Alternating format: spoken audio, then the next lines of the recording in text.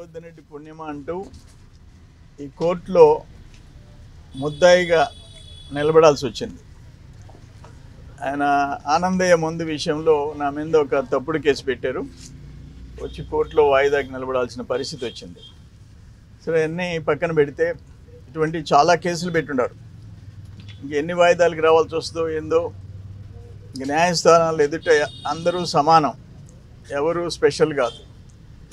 లేకపోతే మొన్న నేను హైదరాబాద్లో ఉంటా, ఆయన మాట్లాడినాడు, నాకు కోట్లు ఆస్తుంది, నెల్లూరులో ఆఫీస్ కొనేసాను, అక్కడ బెంగళూరులో విల్లా కొన్నాను, హైదరాబాద్లో నా కూతురికి విల్లా కొనిచ్చాను, ఇవన్నీ మాట్లాడావు. సరే నాకు కర్మ, ఇప్పటికి నాకు ఆ సింగపూర్, మలేషియా, హాంకాంగ్లో 1000 కోట్లు ఏడున్నాయో చూపివు. ఇప్పుడు 2016లో చెప్పినావు, ఇంచుమించు 9 ఏళ్ళు అయిపోయింది. అది ఎక్కడుందో చూపివా అంటే చూపివు. ఇంకొక 400-500 కోట్లు చెప్పావు, అవి చూపించవు. నా అల్లుడికి నేను కొనిబడలే, 60 ఏళ్ల నుంచి వాళ్ళ తాత contractor, Srisailam contractor, SHAR contractor, వాళ్ళ ఫాదర్ కాంట్రాక్టర్, ఇప్పుడు నా అల్లుడి కాంట్రాక్టర్. చాలా రాష్ట్రాల్లో వాళ్ళ కాంట్రాక్టర్స్.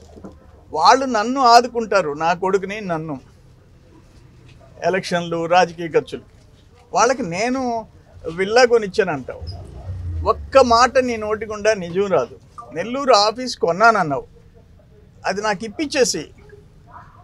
మా వర్మ కొడుకు అక్కడ బెంగళూరులో బాడిగింట్లో ఉన్నాడు రాజు, అది నేను కొనేసాను అంటావు. పచ్చబద్ద. నేను స్ట్రైట్గా నిన్ను ఒకటి అడుగుతుండా. March 16 election commission schedule announce చేస్తుంది.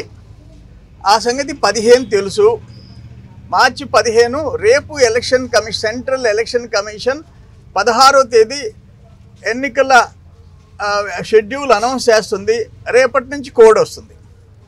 మార్చి 15 ఒక జీకేఎస్ కంపెనీ, నీ బినామీ కంపెనీ పేరుతో రామదాస్ కంట్రీలో 57 ఎకరాల చిల్లర, ఎకరా 1 కోటి చిల్లర, 1,20,00,000, 1.5 కోటి, లేఅవుట్లు వేస్తే 3 కోట్లు.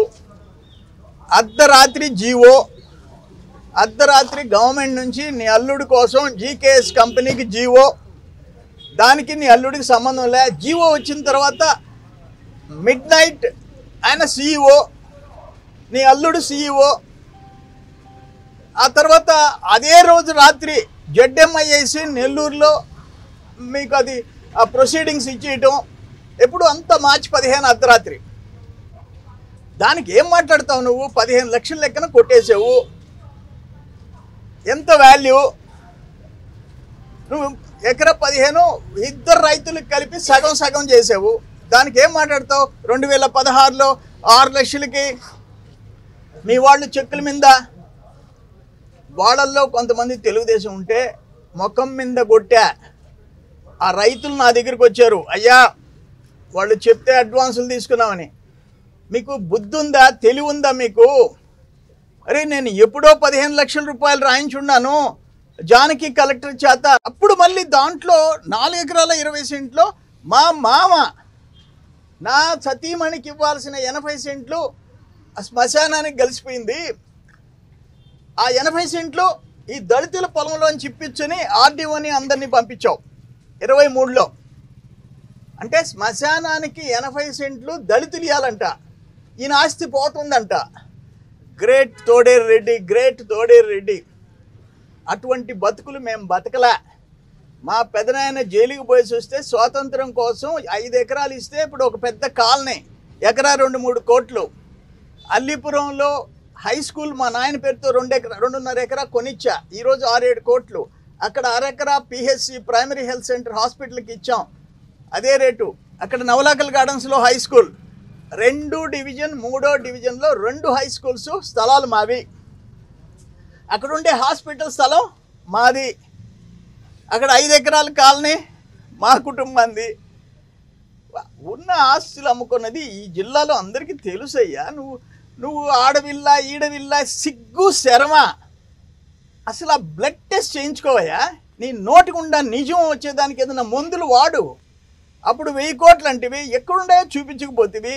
సుప్రీంకోర్టుకి పోయి బెయిల్ తెచ్చుకొని సిగ్గు లేకుండా రోజు నా మీద ఆరోపణలు, నా కుటుంబం మీద ఆరోపణలు చేస్తుంటివి.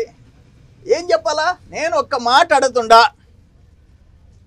నీ కుమార్తె వాళ్ళు బాగుండాలని కోరుకుంటా. నేను నువ్వు మాట్లాడుతున్నావు కాబట్టి మాట్లాడు. 2019లో సర్వేపల్లికి నీకు డమ్మీగా నామినేషన్ వేసింది. 2024లో నామినేషన్ వేసింది డమ్మీగా. 19 ఆస్తులు, 24 ఆస్తులు. 19లో ఆమె అఫిడవిట్లో, ఎన్నికల అఫిడవిట్లో ఏం ఆస్తులు చూపించింది నీ కుమార్తె. 24లో ఎన్ని ఎకరాలు కొన్నది, ఎంత ఆస్తులు పెరిగింది చూపించింది. అంటే రెండో కూతురు కూడా అంతే కదా. నీ కూతుర్లు మాత్రం 100 ఎకరాలు కొనుక్కోవాలా, ఆస్తులు పెంచుకోవాలా. అర్ధరాత్రి 57 ఎకరాలు నీ అల్లుడు ఒక బినామీ కంపెనీకి జీవో ఇచ్చిన తర్వాత ఆయన సీఈఓ అయిపోవాలా, ఆయన 9 కోట్లు ఆయన అకౌంట్లోంచి ట్రాన్స్ఫర్ చేయాలా. మేము మాత్రం ఒకవేళ నెల్లూరులో ఆఫీస్ కొనుక్కుంటే పాపమా? ఒక సినిమా హాల్ అమ్ముకున్నోళ్ళమే, ఒక పవర్ ప్రాజెక్ట్ అమ్ముకున్నోళ్ళమే, సిటీలో ఉండే పొలాలు, మా తాతలు ఇచ్చిపోయిన పొలాలు అమ్ముకున్నోళ్ళమే. ఎంత ఆస్తులు మాకు. అరే 1947 స్వాతంత్రం రాకముందు మాకు ఇంపోర్టెడ్ కారు ఉందయ్యా, ఇంపోర్టెడ్ కారు. నీకు సిగ్గు శరమ లేదు. అప్పుడు నీ ఆస్తులు ఎంత ఉన్నాయో మాకు తెలియదు, ఎంత ఉన్నాయో మాకు తెలియదు. 1962కి సినిమా హాల్ ఓపెన్ చేసుకున్నాం. 68లో అల్లీపురం కట్టిన ఇంట్లో ఉండా, అదే ఇంట్లో ఉండా 68. నీ ఆస్తుల గురించి నేను మాట్లాడను. నువ్వు అక్రమంగా నువ్వు సంపాదించి పేదోళ్ళ, ఇప్పుడు ల్యాండ్ అక్విజిషన్ నేను ఒకటే మాట్లాడుతుండా. నువ్వు 57 ఎకరాల గురించి పత్రికల్ని, మీడియాని, అందరినీ మాట్లాడేవు కదా, ఏబిఎన్ని, జ్యోతిని, అన్నిటినీ. నువ్వు ఒక్కొక్క నష్టపరిహారం ఎంత ఇప్పించావు, జగనన్న కాలనీలో ఎంత దోచుకున్నావు. ఫర్ ఎగ్జాంపుల్ ఈదూరులో ఎకరా 58 సెంట్లు, బేసిక్ వాల్యూ 6 లక్షలు ఉంది. ఎకరా 22 లక్షలు ఇప్పించావు. 6 లక్షలు ఉంటే 22 లక్షలు ఇప్పించావు. పైనాంపురంలో ఎకరా 30 సెంట్లు, బేసిక్ వాల్యూ 8 లక్షలు, 22 లక్షలు ఎకరాకి ఇప్పించావు. ఇక్కడ బేసిక్ వాల్యూ రామదాస్ కండ్రిలో 15 లక్షలు ఉంది, 15 లక్షలకే తీసుకుంటావు. ఇంచుమించు 50 లక్షలు ఎకరా ఇప్పించవచ్చు. జగనన్న కాలనీలో ల్యాండ్ అక్విజిషన్ పేరుతో ఆ రైతు దగ్గర 10 లక్షలకి మాట్లాడుకొని 20-25 లక్షలు తీసుకొని ఎంత దోపిడీ చేసావో అందరికీ తెలుసు. ఆ ఇళ్ళు పనికి రాకుండా పోయింది తెలుసు. వేల మంది ఇళ్ళు. నీకు నీ లంచాలకి, నీ దుర్బుద్ధికి లిమిట్లే. వాళ్ళ గిరిజనులైనా సరే తాకట్టు పెట్టి నువ్వు డబ్బు తెచ్చుకుంటావు. నువ్వు నన్ను, నా కుటుంబాన్ని గురించి మాట్లాడతావా? మాట్లాడితే ఎప్పుడంటే అప్పుడు ఇదే పనే. నీకు సిగ్గుండబడలే? నువ్వు స్ట్రైట్గా చెప్పు. 5 ఏళ్ళు నువ్వు అధికారంలో ఉండవు. మార్చి 16 ఎలక్షన్ కోడ్ అమల్లోకి వచ్చింది. మార్చి 15 అర్ధరాత్రి నీ అల్లుడికి 57 ఎకరాలు దానం చేసావు. ఎవడబ్బా సొత్తు అది?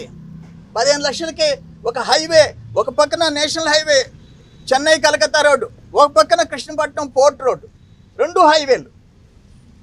వెనక 120 ఎకరాలు ఉంటే ఫస్ట్ 57 ఎకరాలు నాకు కావాలా, తలా 6 ఎకరాలు తీసుకో అంటే హైవే ఫేసింగ్, దానికి రేటు రావాలా. ఇటువంటి వ్యక్తులు ఈరోజు మమ్మల్ని ముద్దాయిలు చేసి ఎన్ని కేసుల్లో ఉండానో నాకే తెలియదు, ఎన్ని వాయిదాలు తిరగాలో నాకే తెలియదు. సిగ్గు శరమ ఉండాలా.